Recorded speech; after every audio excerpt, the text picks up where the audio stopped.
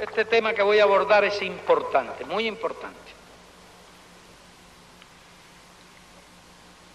En los últimos 2 años han azotado a nuestro país 4 nocivas plagas que han afectado a animales, plantas y por último también a las personas. La fiebre porcina africana, la roya de la caña, el moho azul del tabaco y por último el virus número 2 del dengue. No pocos ciudadanos en este país están profundamente convencidos de que estas enfermedades, especialmente el dengue, fueron introducidas en nuestro país por el imperialismo yanqui. In 1971, the Cubans had to slaughter 500,000 pigs because of the first epidemic of African swine fever ever reported in the Western Hemisphere. An American newspaper claimed from CIA sources that anti-Castro guerrillas had been supplied with the virus by the CIA.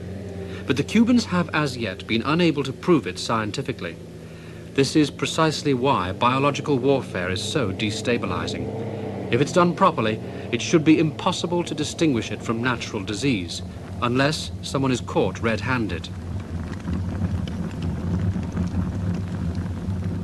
Take dengue, for example. In June 1981, this viral disease hit Cuba. Over 100 people died. It was the first time the type 2 dengue virus had appeared in the Caribbean in such a virulent form. Although very unusual, there's no proof it was anything other than a natural outbreak.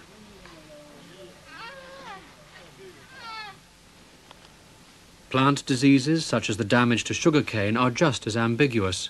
It could easily be biological warfare. But equally, once extensive monoculture is introduced into a country, it often follows that a new pest arrives to take advantage of it. Certainly you can excuse the Cubans their suspicions. In the early 60s, the CIA plotted to poison Castro with botulinus toxin and to impregnate his personal underwater gear with fungal toxins, as well as countless conventional attempts on his life. But until the Cubans back their recent allegations with facts, we will not know whether this is a biological warfare vendetta or Cuban propaganda. Throughout the 60s, the CIA built up a secret biological weapons stockpile here at Fort Detrick in the Special Operations Division. They should have thrown it away under President Nixon's directive in 1969, but they didn't. In 1975, a Senate committee discovered just what was in their secret cache.